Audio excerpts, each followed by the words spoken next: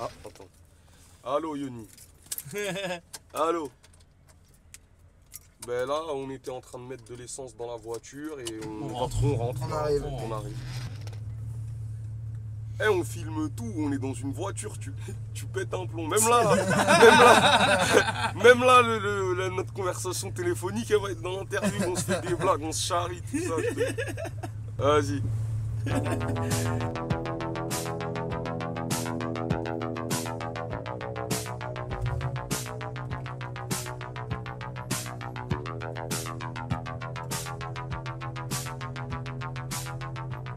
Première question qu'on a dû te poser 450 000 fois, pourquoi Gizmo?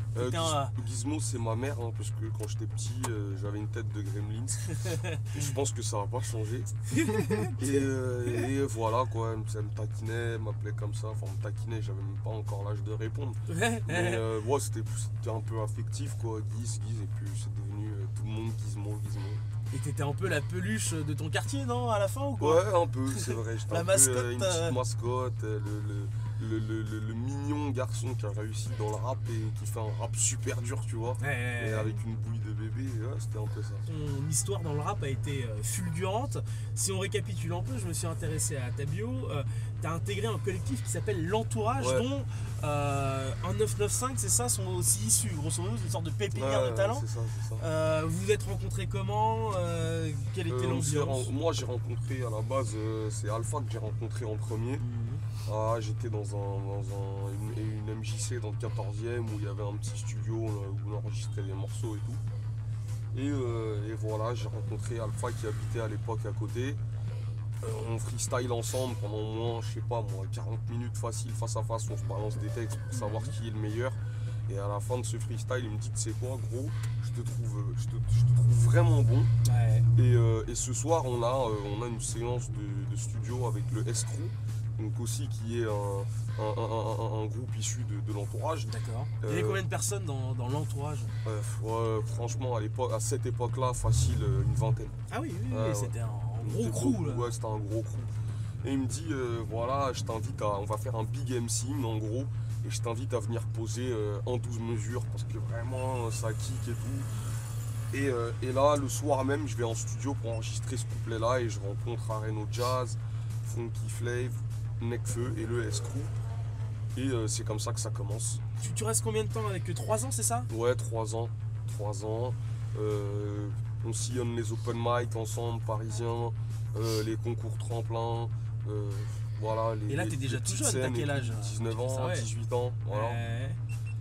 Et ensuite, on fait Rap Contender, Ouais.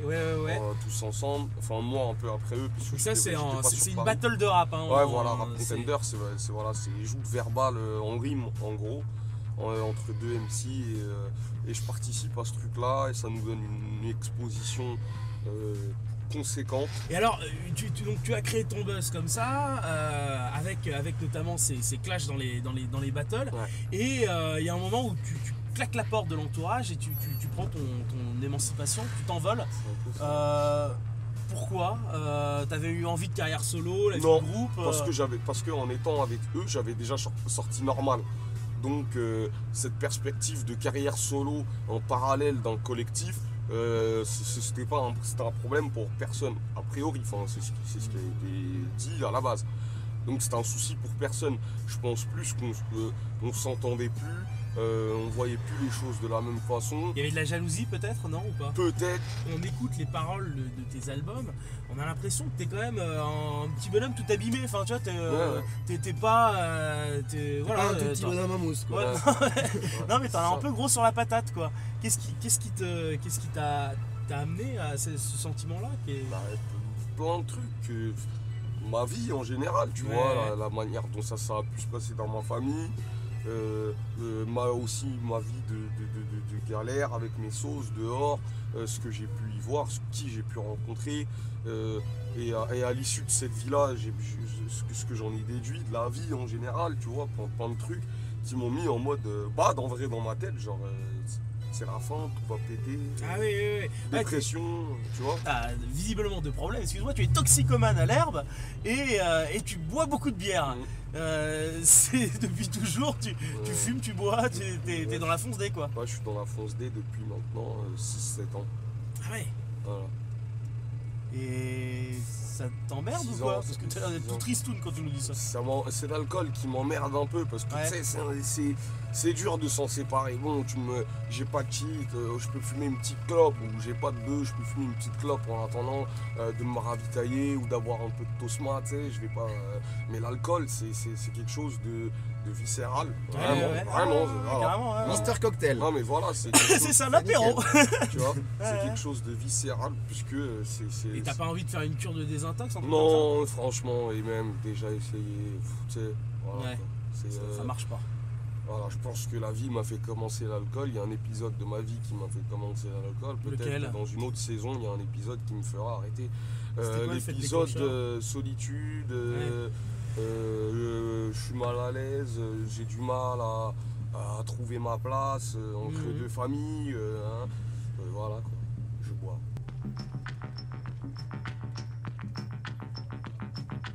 Et en termes de rythme comme ça, parfois est-ce que tu te sens désorienté parce que tu es tout jeune, donc ça t'est arrivé assez rapidement et finalement ta vie change, tu te retrouves dans un vrai business où en fait c'est même plus qu'une question de passion, c'est plus qu'une question et voilà, on n'est plus sur une battle de rap, on est vraiment sur un business.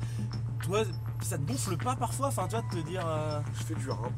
Tu sais, voilà, dans mes anciens textes, je disais c'est quand qu'on n'habite plus au quartier, qu'on déménage pour faire du rap tous les jours, vivre de sa passion. On m'a mis les cartes en main et je suis comme un gosse chez Toys R Us. et t'habites où maintenant? J'habite dans le 77 avec ma maman. C'est pas vrai, t'habites où dans le 77? Et les nouveaux rappeurs, enfin nouveaux mais installés, hein, genre Booba par exemple, t'en penses quoi? Il sait faire de la bonne musique. Il a une carrière qui est respectable quand même. Et voilà, j'aime pas tout. J'aime bien des trucs, même récents. Et c'est cool qu'il y arrive quoi. Et Rof? J'aime bien aussi. Je te dis, je suis vraiment pas dans cette optique de j'aime pas un tel, je déteste l'autre. Voilà, après artistiquement, j'aime pas tout de tout le monde, mais je sais reconnaître quand ces gens-là font de la bonne musique et savoir s'ils sont capables de faire de la bonne musique et les deux en sont capables. Le côté un peu provocateur que tu peux avoir quand tu dis même en interview genre grosso modo je viens de faire le meilleur album de rap français cette année. C'est un truc que tu assumes réellement ou alors qui est un peu pour faire la blague et pour faire parler? Ben non, attends, dans le moment gros gros j'ai maigri. Maigre, tu sais, genre moyen gros. Moyen gros. Tu sais, en ce moment, je pense que je suis le meilleur, je suis dans une forme olympique. Je compte pas m'arrêter comme ça.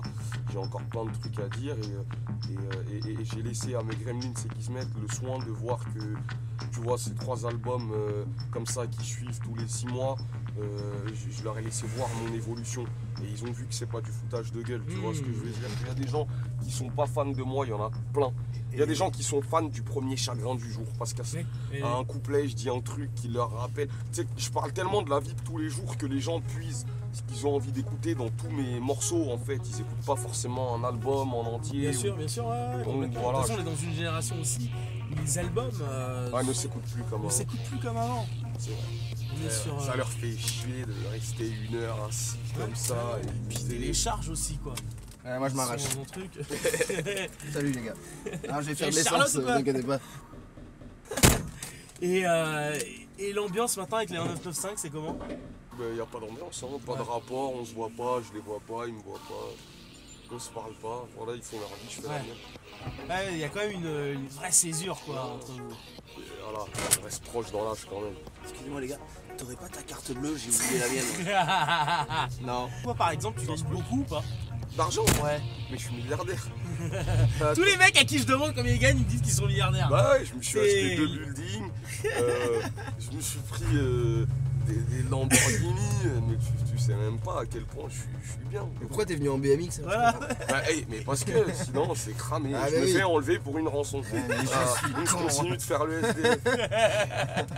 Bienvenue à Rio. Eh ouais. Les gonzesses, elles ont peur de toi ou pas? Non. Comment? Ah, je C'est sais moi pas, qui ai t'es- peur d'elles. Elles me sautent dessus, elles essayent de me faire des bisous toute la nuit, même quand je dors.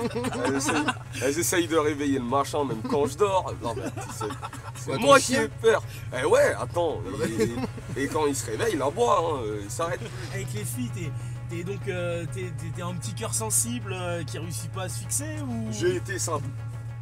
En fait, j'ai été longtemps celui qui tombe amoureux de toutes les filles qu'il rencontre. Ouais. Quand il y a un petit feeling. Alors voilà, tu sais, c'est pas vraiment le stéréotype du rappeur qui a plein de biatchs. Et voilà, pendant une période, j'avais vraiment plein de meufs, mais c'était mes meufs, genre ouais chérie, allô t'es où? L'autre qui m'appelle, ouais non, bisous, j'arrive chez toi, tu me fais à manger. C'était des amoureux quoi, mais avec une quinzaine de meufs. Et Ah oui, il faut avoir c'est- faim. ouais, ça devient. Faut avoir de l'énergie quoi. Il faut qu'elle sache cuisiner. Et en là. plus. Et puis il faut avoir la santé. faut Ah avoir mais une ça certaine devient vigueur. après ça devient relou parce que tu sais, ça va nulle part en vrai de vrai, mais c'est vrai que j'ai ce rapport là avec les meufs, j'aime bien fréquenter les filles, j'aime les belles meufs. Est-ce que si je te pose des questions totalement connes, tu peux me faire un freestyle en répondant à la question? Oh oh oh oh! Non pas un freestyle mais je peux essayer de rimer dans ma réponse. Ah bah oui. Vas-y. Alors, tu préfères l'avion ou le bateau? Je préfère le bateau que l'avion, Pas mal. même si j'aime planer. Même si j'aime planer, mais il y a tellement de flow sur l'eau quand je suis dans ce paquebot que je préfère être là en mode gizmo. Tu vois ce que je veux dire? Parfait. Alors, on continue. Plutôt Paris ou Marseille? Plutôt Paris-Go avec du foot de qualité. Je te jure que si tu paries gros, tu peux te faire un tas de billets. Elle est belle, elle est belle. bien celle-là. Tu supportes Paris toi ou pas? Ouais, mon pote. Ah, ça c'est bien, pareil. Ben, c'est Gizy Ouzou. Bienvenue sur Bigger et abonnez-vous à It's Big, motherfucker. Sinon, vous allez en prison. C'est passé, la loi elle est passée hier. Parfait. C'est cool.